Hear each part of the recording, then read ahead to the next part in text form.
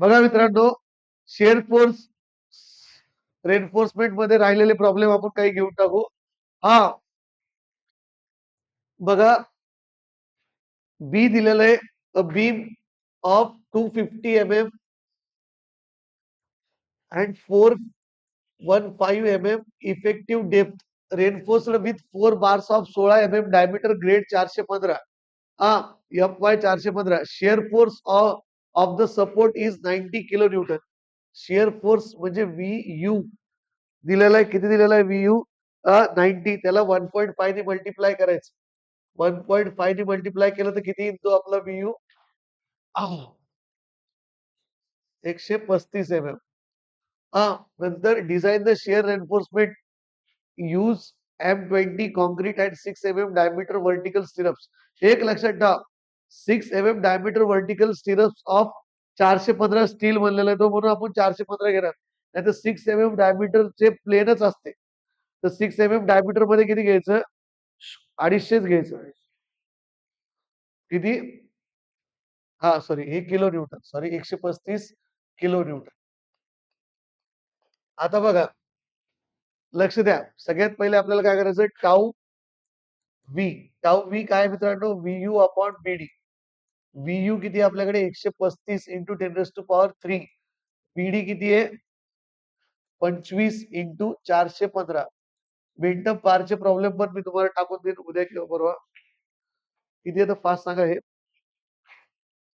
13.0 13.01 Newton पर mm square. Newton पर mm square. नाव sorry, हे 250 आहे. 250 ने किती येतं बघा? टाऊ व्ही येतात 1.3 न्यूटन पर mm स्क्वेअर. तर टाऊ सी मॅक्स तुम्हाला माहिती आहे 2.8 न्यूटन पर एम स्क्वेअर असतं M20 ग्रेड साठी. हा तर आपल्याला आता काय करायचं? सगळ्यात पहिले तर PT पर्सेंट काढावं लागेल. किती? त्यासाठी टेबल दिलेला आहे आपल्याला. पहिले PT लीप काढावं लागेल. PT काय फॉर्म्युला असतो? AST upon BD into 100. तर AST काढायसाठी AST किती आहे? 4 बार से पाय भागिले 4 इंटू 16चा वर्ग. किती येतं हे बघा मित्रांनो.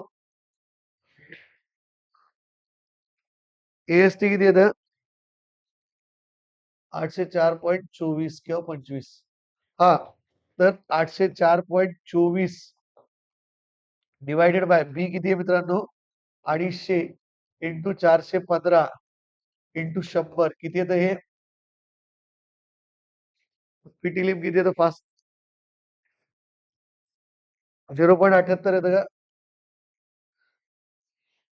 7 म्हणजे 78च. हा आता काय करायचं मित्रांनो? 0.78 या दोघांच्या मध्ये येतं.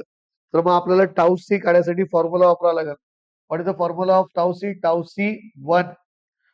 C 1 plus tau C 2 minus tau C 1 divided by PT2 minus PT1 into PT minus PT1 कमी वाला.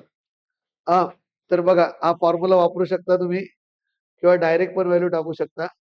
तिकडे बघा मित्रांनो, आता याच्यात काय करायचं? टाऊ सी 1 टेबल नुसार, टेबल मध्ये बघितलं तर टाऊ सी 1 किती दिलेलं आहे मित्रांनो? टाऊ सी 1 दिलेलं आहे 0.75चं म्हणजे टाऊ सी 1. कारण की जर इकडे बघा मित्रांनो, इथं काय आहे? जर 78 डायरेक्ट दिलेलं असतं तर मग आपण डायरेक्ट व्हॅल्यू घेतलेली असते. पण 78 हे 0.75 आणि 100च्या MM मध्ये 0.75 न्यूटन पर एम स्क्वेअर आणि 1 न्यूटन पर एम स्क्वेअरच्या मध्ये. त्याच्यामुळे आपल्याला हे इंटरपोलेशन वापरावं लागतं. तर आता टाऊ सी 1 किती आहे आपल्याकडे? 0.75 प्लस टाऊ सी 2 किती आहे? 1 मायनस 0.75 डिवायडेड बाय 0. सॉरी, हे पर्सेंटेज. हे किती? इथं इथं पण चुकलं. टाऊ सी 1 किती आहे मित्रांनो? 0.56 plus 0.56 minus tau C 2 0.62 minus 0.56 भागिले PT2 किती आहे 1 मायनस 0.75 इंटू पीटी पीटी किती आहे 0.78 मायनस 0.75 किती येतं मित्रांनो हे नीट कॅल्क्युलेट करा पहिले हे करा नंतर मग हे मल्टिप्लाय करा हे किती येतं मित्रांनो 0.36 कन्फर्म करून नीट उत्तर सांगा 0.56 0.56 0.56 नाही येणार किती येतं 0.567 म्हणजे 57 न्यूटन पर mm². आता बघा मित्रांनो हे आलं हे आपलं कशापेक्षा जास्त झालं टाउ व्ही हे टाउ सी पेक्षा जास्त झालं इथं टाउ व्ही जास्त आहे म्हणजे reinforcement is required reinforcement is required reinforcement is required is required हा इज रिक्वायर्ड मग आता काय करायचं share for reinforcement is required मग सगळ्यात पहिले काय करायचं मित्रांनो आता आता काय करता तुम्ही टाऊ व्ही यू आपलं व्ही यू एस काढायचं जर आपल्याला बिल्टअप बार नाही पाहिजे तर व्ही यू एस काढायचं व्ही यू एस काय असतं मित्रांनो V U minus tau C into BD built up bar बद्दल काही सांगितलेलं नसल्यास आता व्ही यू किती आहे मित्रांनो V U 90 into 1.5 135 into 10⁻³ minus tau C किती आलेलं आहे आपलं 0.57 इंटू बी किती आहे 250 आहे का बी किती आहे बी किती आहे मित्रांनो 250 आणि हे किती आहे 415 किती येतं V U S V U S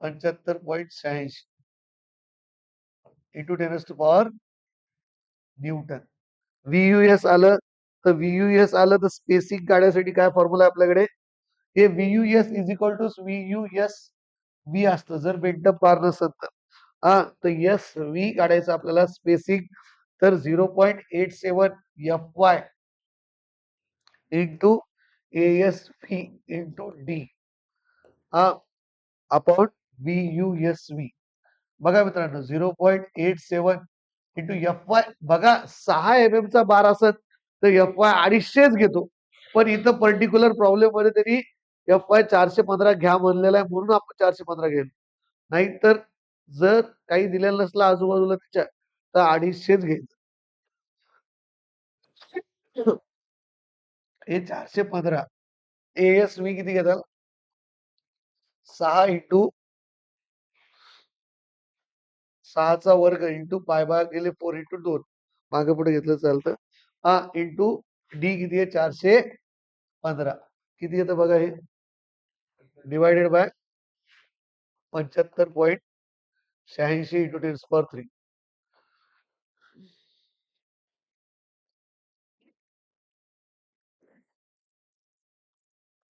किती येतं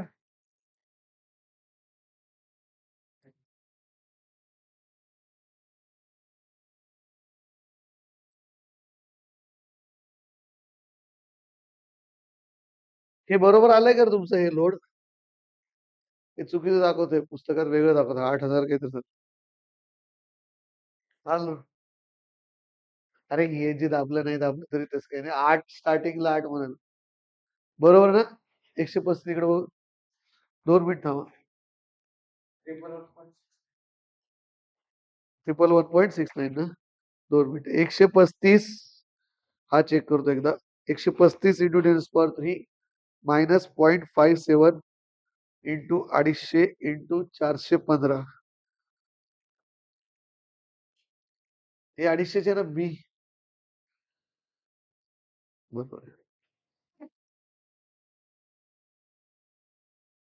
230 एक 250 बी 250 हा 250 ते चुकून त्याने 230 घेतलं हा बघा इथं किती येतं हे 111.69 हा एम एम मग नंतर चेक करायचं आपल्याला मिनिमम रेनफोर्समेंट साठी मिनिमम रेनफोर्समेंट साठी आणि मॅक्झिमम साठी चेक करायचं.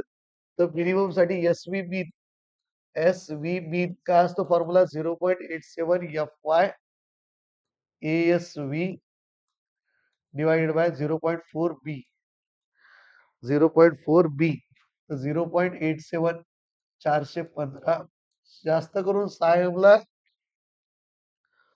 हेच घ्यायचं बरं 250 पण आता इथे दिलंय पर्टिक्युलर प्रॉब्लेम मध्ये म्हणून I/4 इंटू 6चा वर्ग भागीला 0.4 इंटू 250 किती येतं बघा फास्ट.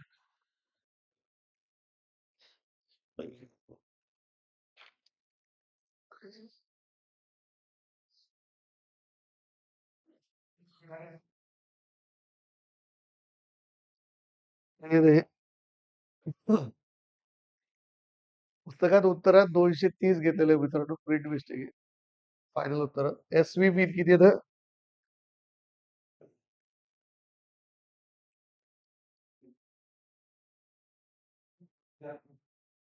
204.16 आणि एसव्ही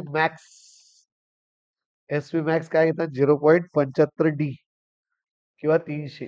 तर 0.75 इंटू 415 किती येतं 318 311.25 और 300च घेतो. हा पण आपण मग आपली ही ओके म्हणून हेच घेणार जी एसव्ही ती म्हणजे 111 आहे तर तुम्ही 100 घेऊ शकता. 100 घ्या किती घ्या provide 6 mm diameter 2 leg vertical stirrup